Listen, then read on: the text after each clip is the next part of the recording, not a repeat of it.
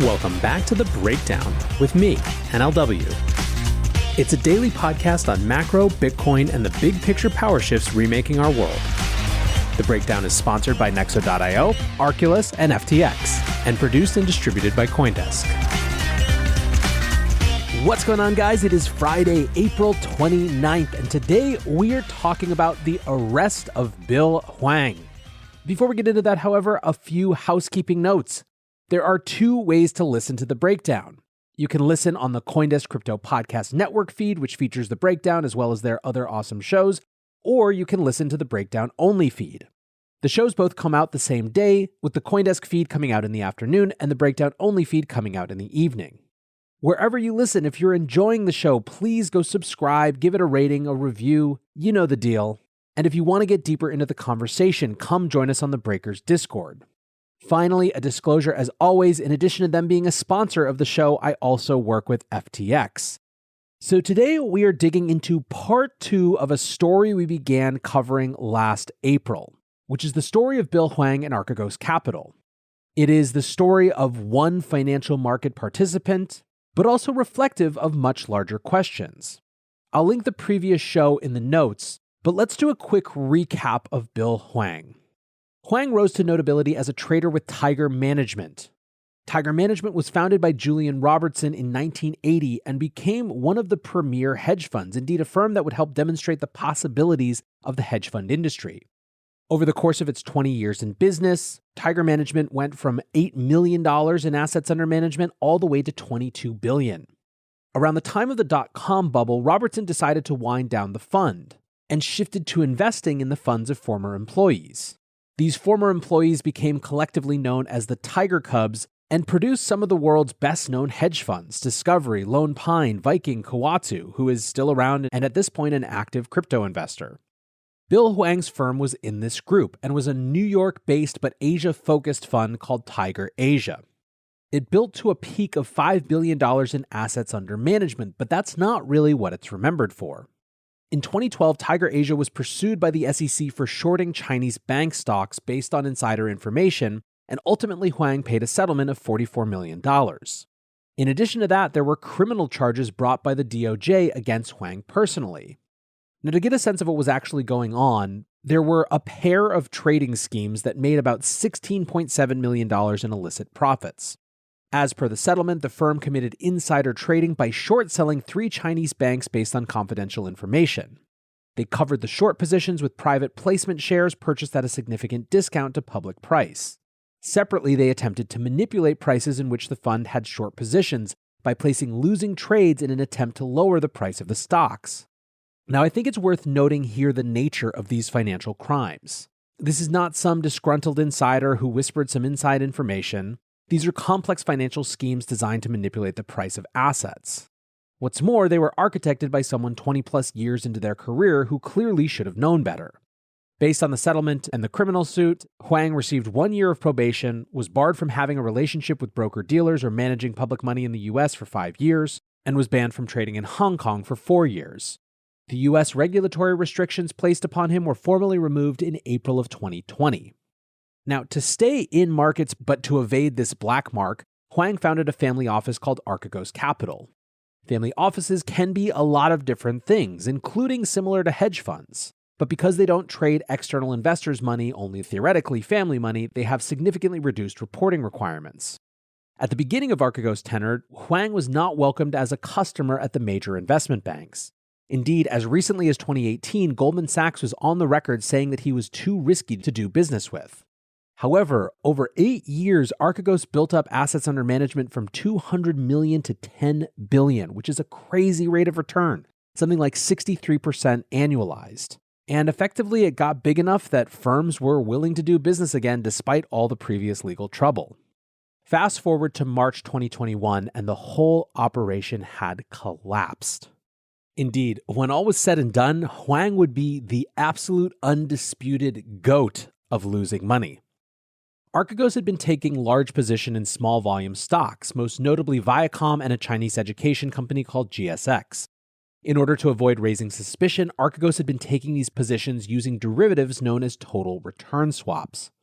These instruments are contracts with prime brokerages that allow funds to gain exposure to the increase or decrease in a price of a stock without actually holding that stock. So instead of buying shares in a company, you buy a contract with someone like Goldman Sachs that says something like they will owe you money if the stock goes up, or you will owe them money if the stock goes down, or vice versa in the case of a short position. For the investor, it's a pure play derivative, a zero-sum betting game between counterparties. On the other side of the trade is a bank who hedges by buying the underlying asset. This means that a prime brokerage bank would hold the stock on their own balance sheet and pass through any profit or loss to the owner of the total return swap. Another way of putting this is that when regulators see who owns the company's stock, it's not Archegos who is the originator of the bet on the books, it's the counterparty investor like Goldman Sachs. The other big element of this was leverage. Based on this type of instrument, Archegos was only required to put up a fraction of the actual capital in question, which meant that they could have a much bigger market impact than they actually had assets under management. Archegos didn't just hold these derivatives with one prime broker. They held them across multiple banks, including Goldman Sachs, Morgan Stanley, UBS, Deutsche Bank, Credit Suisse, and Nomura. It wasn't clear how much these banks were sharing information on Hwang's positions, and Archegos certainly wasn't reporting their position sizes to the SEC. This allowed them to accumulate large positions in low market cap companies without anyone really knowing about it. Here's a really simple Matt Levine description of Archegos' strategy. Quote, starting in about 2020, Archegos' investment strategy consisted of buying a whole ton of shares of like 10 stocks, using mostly money borrowed from about a dozen banks. As Archegos kept buying more of these stocks, they went up because generally if you buy a lot of a stock, the price will go up. As the prices went up, Archegos had mark-to-market profits. The shares it bought earlier at lower prices were worth more, so it had made money. Archegos used these profits, leveraged with more money borrowed from its banks, to buy more of its favorite stocks. This made the prices go up more, which created more profits, which gave it more money to buy more stocks, in what I guess you could call a virtuous cycle. A major problem was that it wasn't clear if Hwang had kept good collateral with these banks or if he had been posting the same stocks to multiple banks as collateral. So in late March 2021, these banks reportedly had a meeting to discuss the orderly unwinding of these positions as they discovered just how extensive Archegos' prime brokerage relationships were. The meeting reportedly included an agreement to cut the positions in a coordinated and careful manner to avoid shocks to the market. However, Goldman Sachs immediately broke ranks and began dumping Archegos' position the next day in huge block trades of 20 to 30 billion at a time. Bloomberg called these trades a series of market-roiling trades so large and hurried that investors described them as unprecedented. At first, it wasn't clear what the cause was, but when all was said and done, banks took a huge loss on these positions. Goldman Sachs and Morgan Stanley, because they broke ranks first, got out relatively unscathed, but Nomura ended up reporting a $2.9 billion loss, and Credit Suisse reported a $5.5 billion loss. At the time, Ben Hunt of Epsilon Theory speculated that these actions were all very strange. The price drops in Viacom and GSX had begun, but they seemed nowhere near severe enough to liquidate the Archegos positions if there was anything resembling prudent underwriting going on at the banks. He speculated that the banks may have discovered that Bill Hwang was double-dipping his collateral, or even that the banks had received a tap on the shoulder from the SEC or the DOJ. And that brings us up to this week when Bill Hwang was arrested.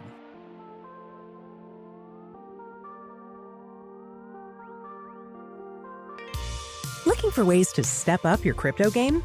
Then go with Nexo. For starters, you get free crypto for each purchase or swap. How about earning guaranteed yields? Up to 17% paid out daily. Ideal for you hardcore hodlers. You don't even need to sell.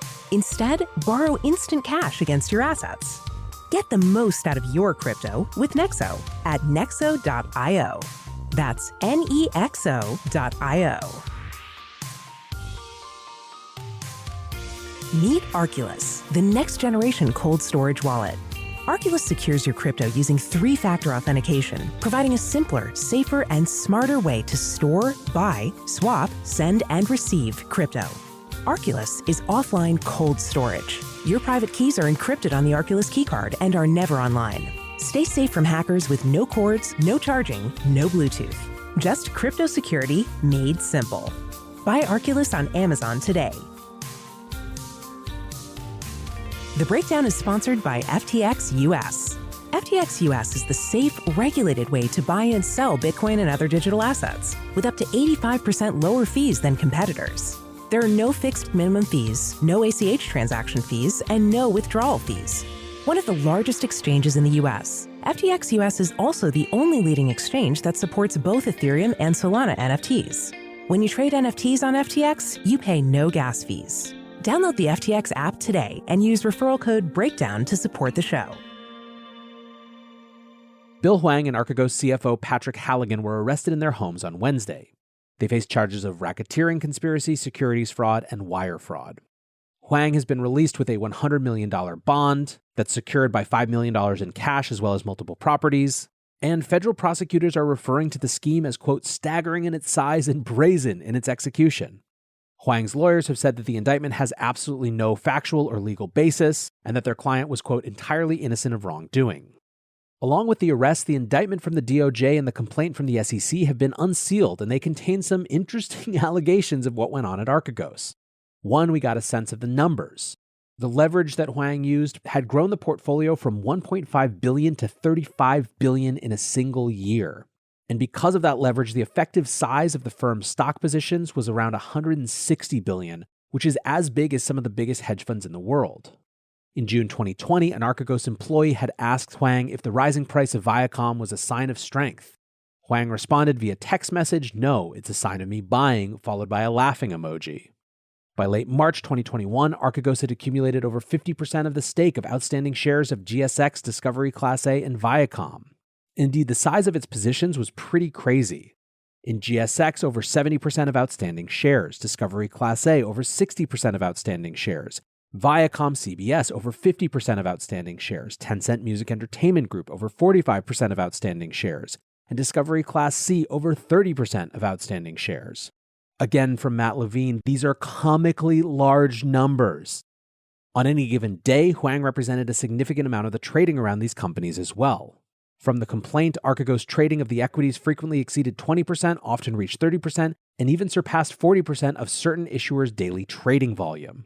During this period, Archegos engaged in substantial trading during the last 30 minutes of the trading day, designed to push the stock price of certain issuers in which Archegos was long exposed upward.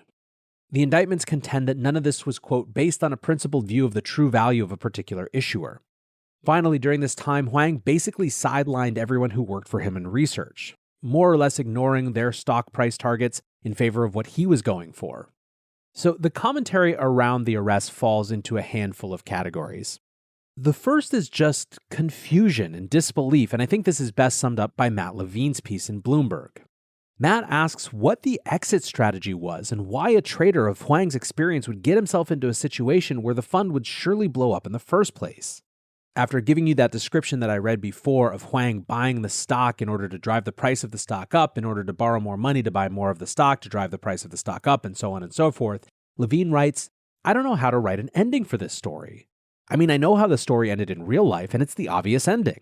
The obvious ending is that if you keep doing this, you end up owning enormous quantities of your favorite 10 stocks, owing enormous amounts of money to your banks, and having a very slim margin for error. If a slight breeze knocks down the price of one of your stocks, your banks will demand more money in a margin call, and you won't have any cash because you have invested every cent in buying stocks with borrowed money. Your banks will be forced to sell some of your stocks, which will drive their prices down, which will lead to more margin calls and more forced sales and more price drops, etc., in what you would certainly call a vicious cycle. And that is in fact exactly what happened." Still, more importantly than the mechanics is this gnawing sense that Levine has that it doesn't make any sense. Quote, "The story I laid out above is stupid, and it inevitably ends the way I described. Bill Hwang presumably did not want to lose all his money. What was his exit plan? How did he think the story would end? The simple story is so unsatisfying that I have occasionally speculated that he might have had a better plan. One better plan is to do essentially what I laid out above, buy stocks with borrowed money, push them up, reinvest the profits to push them up some more, but then stop. Call up your banks, withdraw your latest enormous round of mark-to-market profits, and instead of using them to buy more leveraged stock positions, use them to buy some gold bars and bury them in your backyard. Then a slight breeze blows over your stocks, you get margin calls, you say, sorry, I have no money, your stocks crash, your fund's equity goes to zero, your banks lose billions on their loans, you get a lot of negative news articles written about you, you sigh and look chagrined, eventually everyone moves on, and you dig up the gold bars." So Levine is obviously being a bit comical, but I think that his confusion is reflective of a lot of people just trying to understand what the endgame was. A second part of the discussion has been around the fact that much of the legal complaint focuses on things that Hwang was doing that simply don't seem illegal, like buying too much stock. Stimpy Z1 writes, "This ridiculous lawsuit is a head-scratcher. None of the complaints cited things are illegal, yet. The SEC is sending a message to bilateral clearing primes to shut down institutional leverage." Dirty Texas Hedge writes, "I haven't dug into the case in detail, but it seems to me the only actual wrong he did was double pledge collateral. That's definitely fraud, but the rest just seems like he believed his own bullshit, ? Taking this a bit farther, things like buying stock in the last 30 minutes aren't illegal. In fact, that's an increasingly normal behavior based on the fact that that's when closing prices are set, which matters for index funds and other market actors. Ultimately, this is going to be determined by lawyers, but it's not totally clear what reform around this case might even look like. A third part of the commentary is about understanding and unmasking just how much systemic risk there still seems to be, and how investment banks conduct business and manage risk. Dan Lauer writes, "I spoke with a few people today who all agree that the excuse being given is bullshit. All the banks talked to each other and broadly knew that Archegos was taking on excessive leverage. Nobody did anything about it because nobody wanted to lose the business or fees." Sophie, an analyst at Net Capital Management, writes, "The Bill Hwang news makes it sound like he's going to take all the blame and the swap desks at the banks are going to get off easy because they lost a bunch of money too. TLDR, in the year of our Lord 2022, due diligence at banks is just as bad as it's ever been." Oh, and one final thing on this note. People are really losing their minds around the allegation that Archegos just didn't respond to margin calls. Tracy Alloway says, "Oh, and don't forget they waited until February 2022 to try to suggest switching Archegos to dynamic margining, and then failed to do so because their Archegos contact wouldn't pick up the phone." Matt Kors writes, "The absolute best part about the Bill Hwang and Archegos story is that they avoided margin calls by legit not picking up the phone. Fucking genius."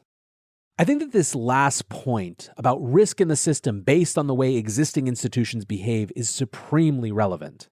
If you take a look at where a lot of the focus in the financial system from a regulatory standpoint is, it seems to be things that have nothing to do with this sort of systemic risk.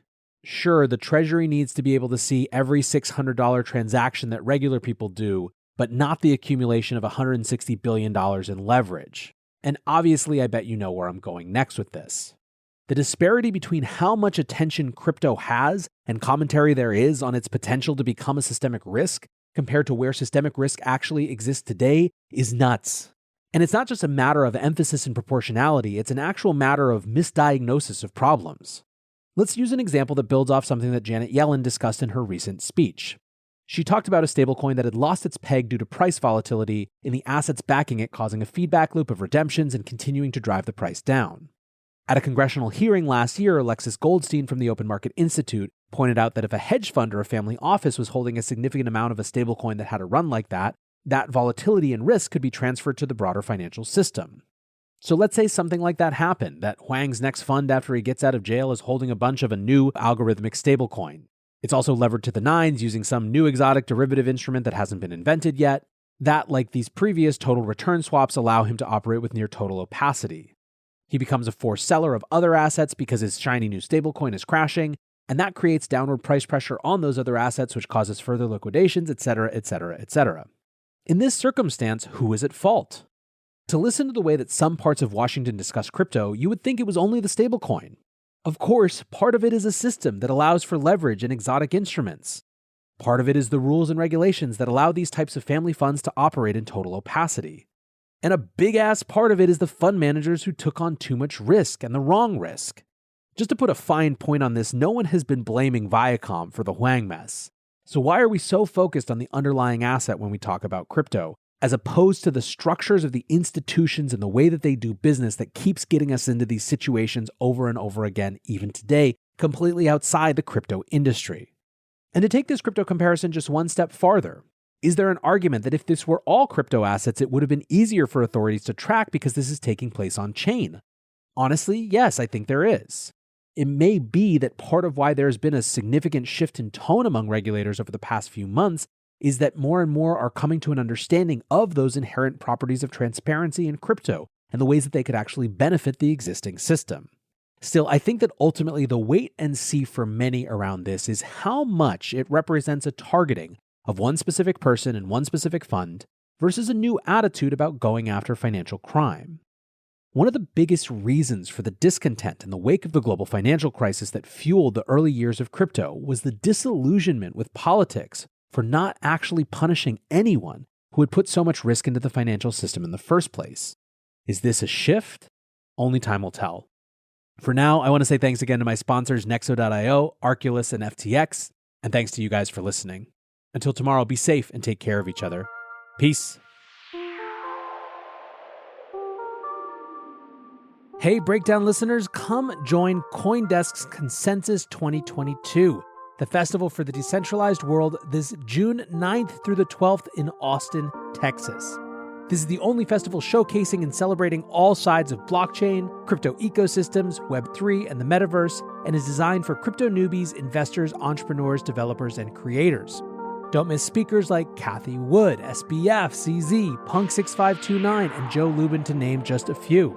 Use code BREAKDOWN to get 15% off your pass at coindesk.com/consensus2022.